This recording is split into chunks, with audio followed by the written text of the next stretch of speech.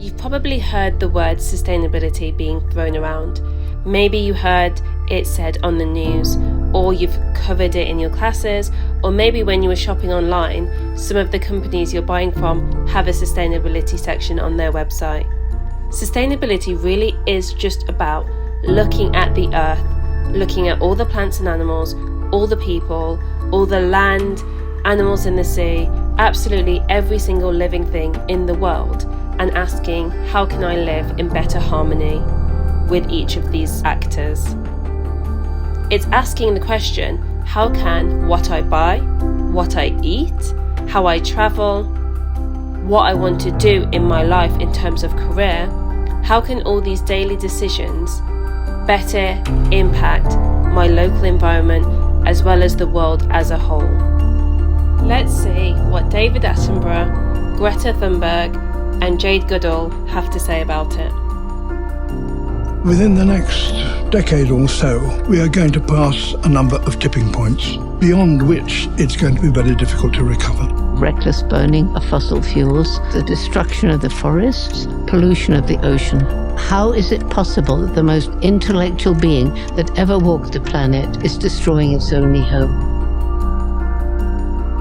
Since 1970s, we lost 60% of vertebrate species. If we look at insects, we lost 80%. As we lose species, what we also lose is the capacity of the natural systems to really provide the services that allow us to function.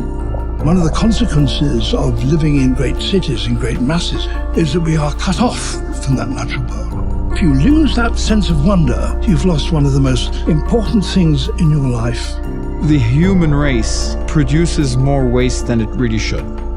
We only recycle 9% of all plastic. That means that unless it's been burnt, every single piece of plastic ever made still exists on our planet. The crisis of biodiversity with climate change, it's interlocked with many other global crises that we are seeing. Migration and climate refugees, political crisis, and perhaps a moral crisis. We've stolen our children's future, we're still stealing it, and we must get together now. When I first started the school strike for the climate, I never would have imagined that it was going to be this big. It's over 100,000 children from all around the world. We could get a third of the way to our climate change goals with no technology at all. Restoring the world's ecosystems could make it happen. The Earth knows how to regulate itself. It has maintained a balance that has sustained life for billions of years. But by destroying whole ecosystems, humans have tipped that balance, causing atmospheric CO2 levels to be higher now than in the last 3 million years. Restoring those ecosystems and the species that live within them could bring the Earth back into balance. Here are 3 natural strategies that can have a big impact. Restoring forests. Humans have already cut down half the world's trees. Trees breathe in carbon and store it safely away where it can't heat the earth. Old forests are invaluable. Their strength and size allow them to withstand wildfires and other climate-fueled disasters. We need to stop the large-scale deforestation caused by large-scale cattle ranching, palm oil plantations, and commercial timber, and bring these lands back to their natural state before it's too late. When a forest is lost anywhere, people feel it everywhere. Protecting wildlife. We are now in the midst of the 6th great extinction event. Billions of animal populations have been killed. Since 1970, the global human population has doubled, but humans have destroyed 83% of other wild mammals. This is dire because animals are nature's first defenders. Mega herbivores like elephants and tapirs spread the seeds of trees that can store the most carbon. When wolves disappeared from Yellowstone for 70 years, elk herds made a meal out of the forest and vegetation declined. But when wolves were reintroduced, they forced the elk herds to continually move, and the trees sprang back. Every being maintained the balance. Rebuilding coastal habitats. Up to 67% of mangroves, 35% of marshes, and 30% of seagrass have already been lost. If we continue on this path, we will lose up to 40% more marshes and seagrass, and mangroves could be completely wiped out in just 100 years. Though only a tiny ribbon of land, coastal habitats secure carbon 40 times faster than tropical forests. That's because they're storing carbon in the soil several meters deep and thousands of years old. When this same coastal ecosystem is drained or destroyed, the sediment layers below release the carbon from centuries past.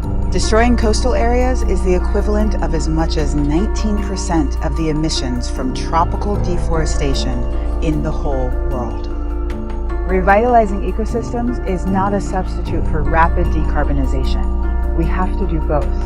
To fully solve this problem, we need to push for this on a policy level. But there are plenty of ways that you can get personally involved. Volunteer to restore a wetland or a native forest area.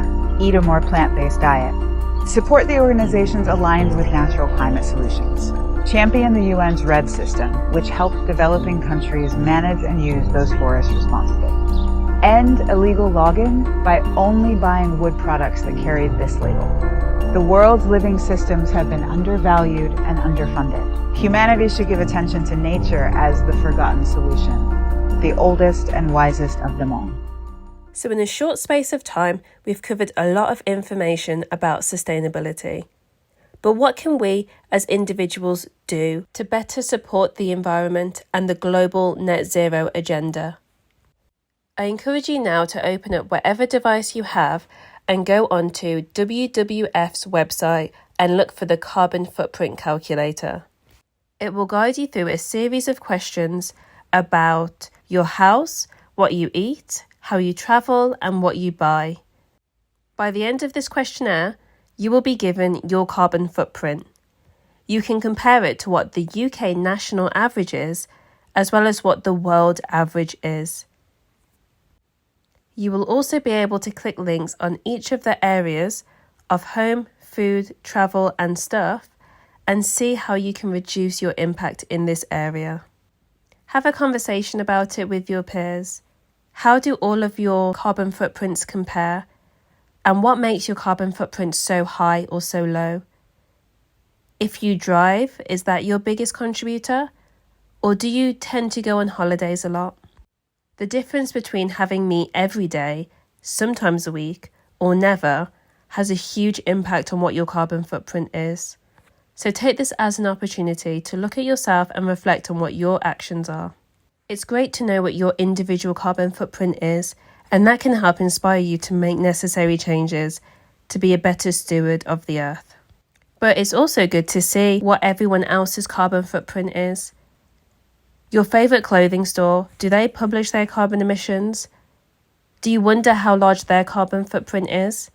And as Greta Thunberg says, the bigger your carbon footprint, the bigger your moral duty. As individuals, we do have an impact, but sometimes it can be big businesses and corporations who have the biggest impact, and so it's our duty to hold them accountable. Lives have changed and our routines have been disrupted. And as things bounce back, we need a vision for a better Britain. Most of us agree that we have a once-in-a-lifetime chance to make changes to how we live. Imagine if we build greener homes and connect more with our neighbours. We build food skills across the nation, support local producers, and make sure that good food is not wasted. We improve the way we get around, design streets for people, and use transport that keeps our air clean and our lungs even cleaner. Imagine if our parks were always clean and our rooftops were green. And we take one of the world's most polluting industries and transform it into one of the least. All of this is possible using practical solutions that have already been tried and tested. We know that we're capable of making big changes, so let's make this happen and build a better Britain together.